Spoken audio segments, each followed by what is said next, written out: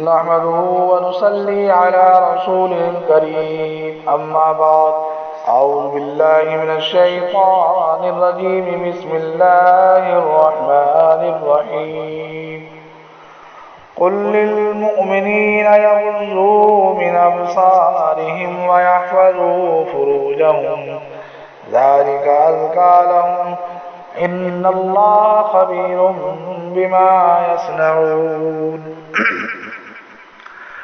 وقل للمؤمنات يغضضن من أبصارهن ويحفظن فروجهن ولا يبدين زينتهن.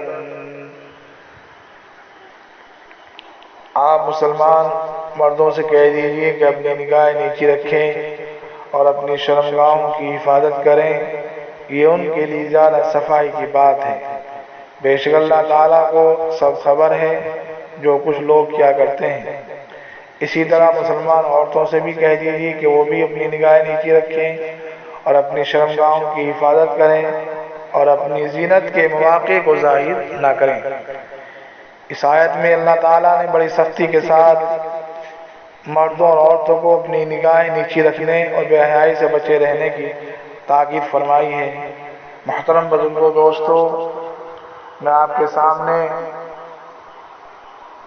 کچھ منکرات نکاح کے متعلق بیان کرنا جا رہا ہوں، اس کو بغور سماعت فرمائیں.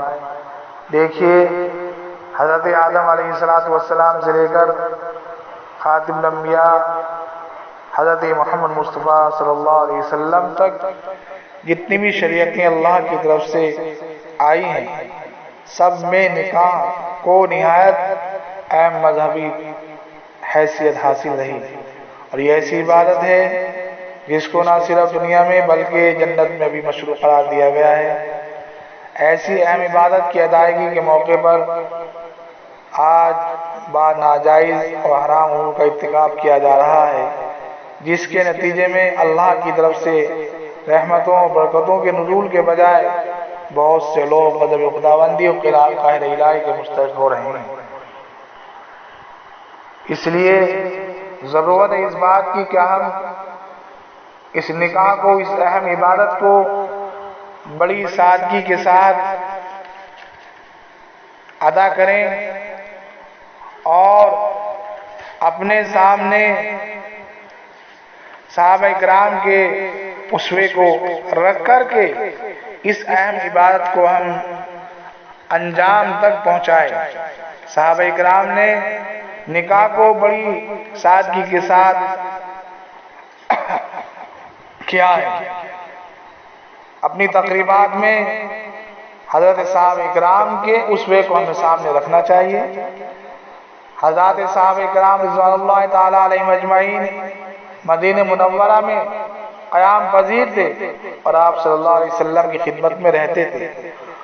وہ جب نکاح کرتے تھے تو بعض مرتبہ حضور صلی اللہ علیہ وسلم کو بھی ان کے نکاح کرنے کا علم نہیں ہوتا تھا، ان کو خبر نہیں ہوتی تھی. صحابہ کرام حضور صلی اللہ علیہ وسلم کو نہیں بتلاتے تھے، جبکہ صحابہ کرام کے لیے حضور صلی اللہ علیہ وسلم سب سے زیادہ محبوب تھے اور نکاح کی انہیں بھی خبر نہیں دیتے تھے. بغیر کسی ریا نمود کے سادگی کے ساتھ نکاح کے عمل کو کر لیا کرتے تھے. حضرت عبد الرحمن ابن عوف رضی اللہ تعالیٰ عنہ کا واقعہ حدیث کی کتابوں میں موجود ہے. انہوں نے نکاح کر لیا، آپ صلی اللہ علیہ وسلم کو بھی نہیں بتایا. نکاح کے بعد حضور صلی اللہ علیہ وسلم کی خدمت میں حاضر ہوئے. ان کے کپڑوں پر خوشبو کا رنگ لگا تھا. رسول اللہ صلی اللہ علیہ وسلم نے حضرت عبد الرحمن ابن عوف سے فرمایا، تمہارے کپڑوں پر یہ رنگ کیسا ہے؟ تو آپ صلی اللہ علیہ وسلم کے پوچھنے پر معلوم ہوا کہ انہوں نے نکاح کر لیا ہے. یہ اس بات کی دلیل ہے کہ حضرات صحابہ کرام کے نزدیک اس تقریب کا اتنا اہتمام نہیں تھا جتنا بے جا اہتمام آج ہم لوگ کر رہے ہیں. کھانے میں فضول خرچی، سنت کے خلاف کھانا. آپ نے دیکھا ہوگا نکاح کے اندر آج کل کتنے کھانے کی بربادی ہو رہی ہے، کتنا کھانا پھینکا جا رہا ہے، کتنا بے جا اسراف ہو رہا ہے. یہ سب ناجائز ہے اور فضول خرچی ہے۔ اللہ نے کلام پاک میں ارشاد فرمایا کلوا واشربوا ولا تسرفوا ان اللہ لا يحب المسرفین۔ تو محترم بزرگوں دوستو، نکاح کے اندر ایسے عمل کیے جا رہے ہیں جو شریعت میں جن کی بالکل اجازت نہیں ہے۔ مثال کے طور پر ایک عمل یہ ہو رہا ہے نکاح کے اندر کہ دلہا سلامی کے لیے جاتا ہے، رخصتی سے قبل گھر میں بلایا جاتا ہے، اور عورتیں جن میں تقریباً 65-70% دلہا کے لیے غیر محرم عورتیں ہوتی ہیں، اسے گھیر لیتی ہیں، اس کے ساتھ مذاق کرتی ہیں، دل لگی کرتی ہیں، اور اس موقع پر کھل کر بے پردگی کا مظاہرہ کیا جاتا ہے اور کھلی ہوئی بے غیرتی کو لازمی اور ضروری خیال کیا جاتا ہے۔ افسوس ہے اس بے حیائی پر، ماتم ہے اس شرم و ناموس کی ذلت و رسوائی کے اوپر۔ اس رسم بد کو بھی ختم کرنے کی ضرورت ہے۔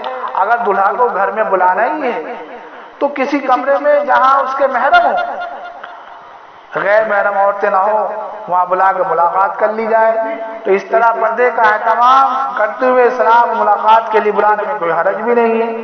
اس لیے محترم دوستو، اس رسم کو جو سلامی کے لیے دلہا کو بلایا جاتا ہے، ضرورت ہے اس بات کی کہ ہم اس کو چھوڑیں اور شریعت کے مطابق ہم اس نکاح کے عمل کو انجام دیں۔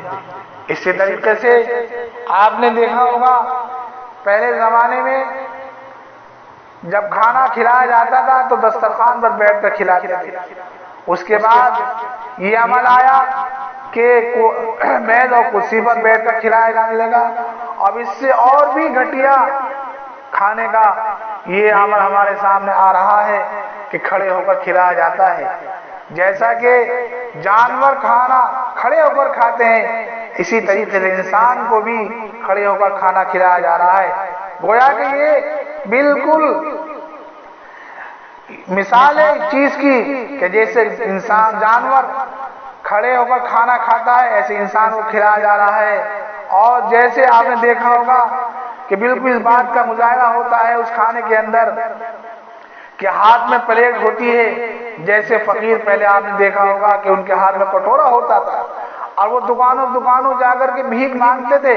اسی طریقے سے کھلانے کا وقت یہ مظاہرہ کیا جاتا ہے کہ جیسے جانور کھڑے ہو کر کھاتے ہیں، پلیٹ ہاتھ میں لے لیتے ہیں بالکل فقیر کی طرح، اور جگہ جگہ سے کھانا لے کر کے آتے ہیں اور کھڑے ہو کر کے کھاتے ہیں۔ تو یہ بالکل مظاہرہ ہوتا ہے کہ جیسے فقیر دکانوں پر بھیک مانگتا ہے، اسی طریقے سے انسان پلیٹ ہاتھ میں لے کر کے دکانوں اور جاتا ہے اور کھانا لیتا ہے اور کھڑا ہو کر جانور کی طرح کھاتا ہے۔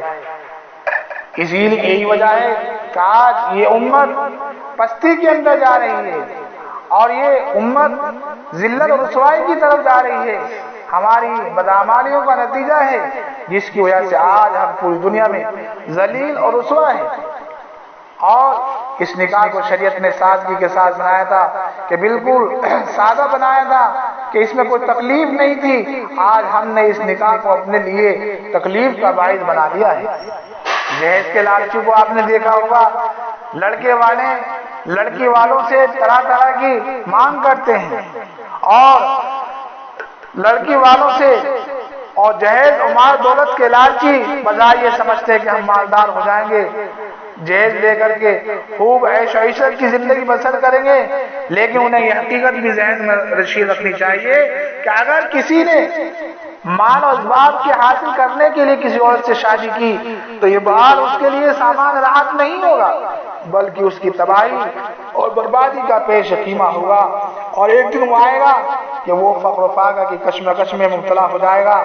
نبی اکرم صلی اللہ علیہ وسلم کا ارشاد گرامی ہے، جو شخص کسی عورت سے نکاح صرف اس وجہ سے کرتا ہے، خاندانی اور دنیاوی شرافت عزت کی وجہ سے کرتا ہے، تو اللہ تعالیٰ اس کی ذلت اور رسوائی میں اضافہ کر دیں گے۔